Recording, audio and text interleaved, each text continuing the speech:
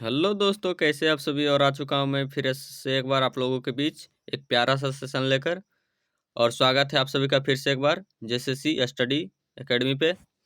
और मैं गणेश कुमार आज लेकर आ गया आप लोगों के लिए बिहार बोर्ड मैट्रिक परीक्षा के लिए, जो कि 2024 में होने वाली है। बिहार बोर्ड मैट्रिक परीक्षा के लिए 2024 में जो कि होने वाली है। और गद्यखंड का संपूर्ण लेखक का नाम और उनका जन्म, उनका मृत्यु और उनकी प्रमुख रचनाएं को लेकर हम आ चुके हैं हिंदी 100 मार्क्स के लिए। और यहाँ से आपका 10 नंबर कंप्लीट हो जाएगा इस वीडियो को देखने के बाद। तो इस वीडियो को अंत तक जरूर देखिएगा। और चैनल पे नए हैं तो चैनल को सब्सक्राइब करके वीडियो को लाइक कर दीजिए फटाफट से। और जहाँ तक हो सके इस वीडियो को शेयर कर दीजिए। तो चलिए आज का सेशन हम लोग बिना लेट किए स्टार्ट करते हैं। और आज का सेशन थोड़ा सा लंबा हो सकता है, इसलिए वीडियो को जरूर अंत तक देखिएगा, तभी आपके 10 नंबर यहाँ से कंप्लीट हो पाएंगे। तो चलिए वीडियो में आगे बढ़ते हैं और चलते हैं अपने कहानी की ओर। और आप लोगों की किताब में सबसे पहला कहानी कौन सा है? सबसे पहला चैप्टर जो है, सबसे पहला पार्ट क्या है? सबसे पहला पार्ट आपका है श्रम विभाजन और जाति प्रथा, जो कि क्या एक ललित निबंध है। और इनके लेखक कौन है? इसका लेखक है बाबा साहेब भीमराव अंबेडकर जी, इनके लेखक हैं। और इनका जन्म इनका जन्म 14 अप्रैल 1891 ईस्वी कहाँ होता है? महू मध्य प्रदेश में। मध्य प्रदेश में एक महू नामक स्थान है, वहाँ पर इनका जन्म हुआ था। कब हुआ था? 14 अप्रैल 1891 ईस्वी में। और इनकी मृत्यु जो हुई थी, मृत्यु दिसंबर 1956 कहाँ हुई थी? दिल्ली में। इनकी मृत्यु दिसंबर 1956 दिल्ली में हुई। और इनकी प्रमुख रचनाएं निम्नलिखित हैं, जो कि है the caste in India, their mechanism, genesis and development, the untouchables, who are they, who are Shudras, Buddha and his Dhamma, Buddhism and communism and annihilation of the caste इत्यादि इनकी रचनाएं। और ये कई बार एग्जाम में पूछे जा चुके हैं, इसलिए इस सबको ध्यान से देख लीजिए। और यहाँ से बहुत सारे क्वेश्चन बनने के चांसेस हैं। तो प्लीज़ वीडियो को अंत तक देखिएगा, जिससे कि आपका 10 नंबर यहाँ से कंप्लीट हो सके। तो चलिए आगे बढ़ते हैं हम लोग। और इतना चीज़ आप यदि ध्यान से देख लेते हैं तो आपके 10 नंबर यहाँ से कहीं जाने वाले नहीं हैं। तो चलिए आगे बढ़ते हैं। और आप लोगों से गुजारिश है कि आप मेरे चैनल पे यदि न्यू हैं तो प्लीज़ चैनल को सब्सक्राइब करके वीडियो को शेयर ज़रूर कीजिए, ताकि मेरा भी सपोर्ट हो और आपका भी कल्याण हो सभी का। क्योंकि परीक्षा में यदि आपसे डायरेक्ट यहाँ से क्वेश्चन मिल जाते हैं तो आप लोग को बहुत हेल्प होगा। तो चलिए वीडियो को आगे बढ़ाते हैं। और आपका सेकंड नंबर चैप्टर आ चुका है। सेकंड नंबर चैप्टर क्या है? विष का दांत। क्या है? एक कहानी है। विष का दांत क्या है? एक कहानी है। और एक कहानी है ये। और इनके लेखक का नाम क्या है? नलिन बिलोचन शर्मा। इनके कहानी का नाम क्या है? नलिन बिलोचन शर्मा जी। उसके बाद इनके जन्म कब होता है? जन्म 18 फरवरी 1916 ईस्वी में इनका जन्म होता है। कहाँ होता है? बदरघाट पटना में। कहाँ होता है? बदरघाट पटना में इनका जन्म होता है। और इनकी मृत्यु जो है 12 सितंबर 1961 ईस्वी में होती है। इनका स्थान नहीं दिया गया है, इसलिए सिर्फ डेट याद कर लीजिएगा। 12 सितंबर 1961 ईस्वी में इनकी मृत्यु हो जाती है।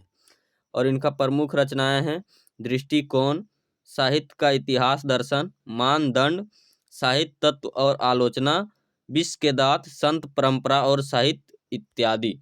इनके ये सब रचनाएं। और इनको अच्छे से देख लीजिए, यहाँ से डायरेक्ट क्वेश्चन पूछे जा चुके हैं और पूछने की इस बार भी संभावना है। तो चलिए वीडियो को आगे बढ़ाते हुए अगले चैप्टर की ओर चलते हैं। और अगला चैप्टर है आप लोगों का पार्ट 3, भारत से हम क्या सीखें। ये एक प्रकार का भाषण है। और जिनके लेखक कौन है? Friedrich Max Muller. कौन है? फ्रेडरिक मैक्समूलर, जिनका जन्म 6 दिसंबर 1823 ईस्वी में होता है, जो कि आधुनिक जर्मनी के डेसाउ नामक नगर में होता है। कहाँ हुआ था इनका जन्म? आधुनिक जर्मनी के डेसाउ नामक नगर में था उनका ही, यहाँ ही जन्म हुआ था।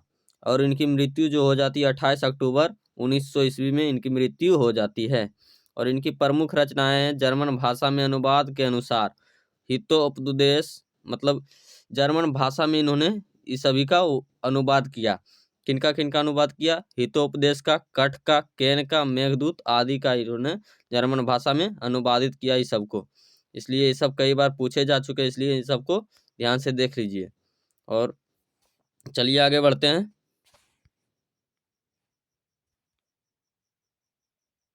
और अगला चैप्टर है आप लोग का पाठ नंबर 4, नाखून क्यों बढ़ते हैं, जो कि एक ललित निबंध है। लेखक का नाम है इनका हजारी प्रसाद द्विवेदी।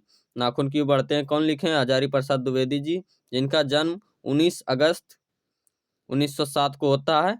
कहाँ होता है? उत्तर प्रदेश के बलिया जिले के आतर दुबे छपरा नामक गांव में होता है इनका जन्म। कहाँ होता है? उत्तर प्रदेश में होता है, जो कि बलिया जिले, उत्तर प्रदेश में बलिया जिले के आतर दुबे का छपरा नामक एक गांव था, वहां पर इनका जन्म हुआ था। और इनकी मृत्यु जो है 19 मई 1979 ईस्वी में हुई। और इनकी प्रमुख रचनाएं हैं अशोक के फूल, कुटज, कल्पता, कल्पलता, वानभट्ट की आत्मकथा, पूर्णनवा, हिंदी साहित्य की भूमिका, हिंदी साहित्य का उद्भव और विकास, अनामा दास का पोथा इत्यादि इनकी रचना है। और यहाँ से बहुत सारे क्वेश्चन पूछे जा चुके हैं और इस बार भी पूछने की संभावना है, इसलिए इन सभी को अच्छे से याद कर लीजिए। और हो सकता है तो मैं इसके अगले वीडियो में इसका ट्रिक भी लेकर आ सकता हूँ, इसलिए चैनल को सब्सक्राइब जरूर से जरूर कर लीजिए। चलिए आगे बढ़ते हैं। और अगला चैप्टर है आप लोगों का नागरी लिपि, चैप्टर नंबर 5, जो कि एक ललित निबंध है। और लेखक का नाम इनका क्या है? नागरी लिपि के लेखक हैं गुणाकार मूले जी। कौन है? गुणाकार मूले जी। और जिनका जन्म 3 जनवरी 1935 ईस्वी महाराष्ट्र के अमरावती जिला में हुआ। कहाँ हुआ? महाराष्ट्र के अमरावती जिला में। मृत्यु इनका 16 अक्टूबर 2009 ईस्वी में हुआ था। और इनकी प्रमुख रचनाएं हैं अक्षरों की कहानी, भारत का इतिहास, भारत इतिहास और संस्कृति, प्राचीन भारत के महान वैज्ञानिक और सौरमंडल, सूर्य, भारतीयों लिपियों की कहानी, भारतीय विज्ञान की कहानी इत्यादि इनकी रचना है। इस सबको अच्छे से देख लीजिएगा। और चलिए आगे बढ़ते हैं। और अगला पाठ है आप लोग का नंबर 6, बहादुर, जो कि एक कहानी है। लेखक का नाम है अमरकांत। बहादुर के लेखक कौन है? अमरकांत, जिनका जन्म 1 जुलाई 1925 ईस्वी बलिया जिले के नगरा गांव में होता है। कहाँ होता है? बलिया जिले के नगरा गांव में होता है। एवं उनकी मृत्यु जो होती है 17 फरवरी 2014 ईस्वी, उम्र 89 वर्ष उनकी उम्र थी, जो कि इलाहाबाद में होती है उनकी मृत्यु। और इनकी प्रमुख रचनाएं हैं जिंदगी का जोक, देश के लोग, मौत का नगर, मित्र मिलन, कुहासा, सूखा पत्ता, आकाश पक्षी, कोले उजले दिन और सुखजीवी, बीच का दीवार, ग्राम सेविका इत्यादि। और इन्होंने बानर सेना नामक एक बाल उपन्यास भी लिखा। यहाँ देखिए इंपॉर्टेंट क्या है, इन्होंने बानर सेना नामक क्या लिखा? एक बाल उपन्यास भी लिखा। ये सब देख लीजिए, इनकी रचनाएं हैं, इसको अच्छे से देख लीजिए। चलिए आगे बढ़ते हैं। और वीडियो अच्छा लग रहा हो तो वीडियो को लाइक जरूर कीजिए और शेयर कीजिए। और चैनल पे नए हैं तो चैनल को सब्सक्राइब कीजिए। और आगे बढ़ते हैं हम लोग पाठ नंबर 7 पे। पाठ नंबर 7 में हम आ चुके हैं। नाम क्या है इसका? परंपरा का मूल्यांकन, जो कि एक ललित निबंध है, जिनके लेखक रामविलास शर्मा जी हैं। उसके बाद जन्म उनका होता है 10 अक्टूबर 1912 ईस्वी में। कहाँ होता है? उन्नाव जिला के ऊंचा गांव सानी में। कहाँ होता है? उन्नाव जिला में एक ऊंचा गांव है जिसका नाम क्या है? सानी। यहाँ पे उनका जन्म होता है। मृत्यु इनकी 30 मई 2000 ईस्वी में होती है। मृत्यु 30 मई 2000 ईस्वी में होती है। प्रमुख रचनाएं निराला की साहित्य साधना, भारतेंदु हरिश्चंद्र, प्रेमचंद्र और उनका युग, भाषा और समाज, भारत में अंग्रेजी और मार्क्सवाद, इतिहास, दर्शन, घर की बात इत्यादि इनकी रचनाएं हैं, जो कि बहुत ही महत्वपूर्ण हैं। और ये सभी बहुत ही महत्वपूर्ण है, इसलिए इनको अच्छे से देख लीजिएगा, रिवाइज कर लीजिएगा और एग्जाम में आपको बहुत ही हेल्पफुल होने वाला है। और यहाँ से आपके 10 नंबर बिल्कुल ही पक्के हो सकते हैं। तो चलिए वीडियो को ध्यान से देखिए और अंत तक देखिए। चलिए आगे बढ़ते हैं। और अगला पाठ है आप लोगों का पाठ नंबर 8, जित जित के मैं निखरत हूँ, जित जित के मैं निखरत हूँ। और ये एक साक्षात्कार है। और लेखक का नाम है पंडित बिरजू जी महाराज, जिनका जन्म 4 फरवरी 1938 ईस्वी लखनऊ में होता है। मृत्यु इनकी 16 जनवरी 2022 में होता है। और प्रमुख रचनाएं इनकी कुछ ने, भारत के ये नर्तक थे और संगीतकार थे। इतना ही जानकारी मिला इनके बारे में। चलिए आगे बढ़ते हैं। और अगला पाठ का नाम है आपका अवनियों, जो कि एक ललित रचना है। क्या है? ललित रचना है। लेखक का नाम है अशोक वाजपेयी। क्या है? अशोक वाजपेयी। और जन्म इनका होता है 16 फरवरी 1941 ईस्वी में मध्य प्रदेश के दुर्ग में। कहाँ होता है? मध्य प्रदेश में एक दुर्ग नामक जगह है, वहाँ पे इनका जन्म होता है। मृत्यु इनकी अभी नहीं हुई है। और प्रमुख रचनाएं इनकी बहुरी अकेला, एक पतंग अनंत में, शहर अब भी संभावना है, तत्पुरुष, अगर इतने से थोड़ी सी जगह, घास में दुबका आकाश, अवनियों, इबादत से गिरी मात्राएं, दुख चिट्ठी रसा, उम्मीद का दूसरा नाम, विवक्षा, अभी कुछ और, समय के पास समय है, इत्यादि। ये सभी इनकी रचनाएं, और ध्यान से देख लीजिए, इस सभी रचनाओं से क्वेश्चन पूछे जा सकते हैं। चलिए आगे बढ़ते हैं। और हमारा अगला चैप्टर है अपना, पाठ का नाम है 10। और इनका नाम क्या है इस चैप्टर का? मछली, जो कि एक कहानी है। जिनके लेखक है विनोद कुमार शुक्ल जी। जिनका जन्म 1 जनवरी 1937 ईस्वी में कहाँ होता है? छत्तीसगढ़ के राजनांद गांव में होता है। कहाँ होता है? राजनांद गांव में होता है। इनकी मृत्यु भी अभी नहीं हुई है। और प्रमुख रचनाएं इनकी नौकर की कमीज, खिलेगा तो दिखेंगे, दीवार में एक खिड़की रहती थी, पेड़ पर कमरा, महाविद्यालय, जय हिंद, इत्यादि इनकी रचनाएं हैं। चलिए आगे बढ़ते हैं।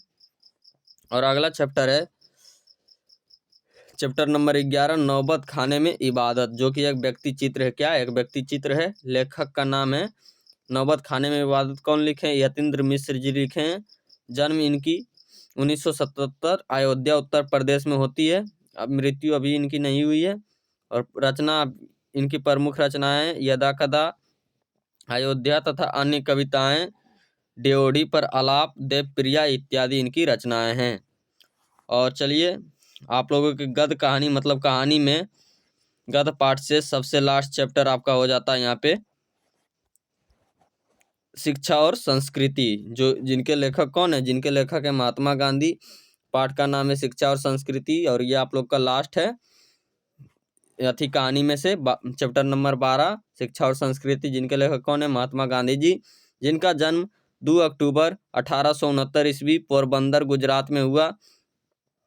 और मृत्यु इनकी जो होती है 30 जनवरी 1948 में नई दिल्ली में एक सिरफिरे ने इनकी हत्या कर दी थी।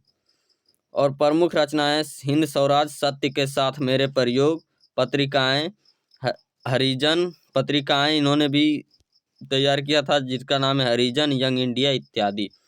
इस तरह से आपके 10 नंबर पूरे कंप्लीट हो जाएंगे यदि आप लोग इतना को बढ़िया से स्टडी करके जाइएगा। तो यदि उसमें मिलान में पूछा तो मिलान में हो जाएगा, नहीं तो ऑब्जेक्टिव में भी ये सब पूछे जाते हैं। और यहाँ से अच्छे खासे क्वेश्चन बनने के चांसेस बनते हैं। और वीडियो अच्छा लगा तो आप लोग लाइक ज़रूर कीजिएगा, और चैनल पे नए हैं तो चैनल को सब्सक्राइब करके शेयर ज़रूर कीजिएगा। Thank you. मिलते हैं अगले वीडियो में ट्रिक के साथ। चलिए तब तक के लिए जय हिंद।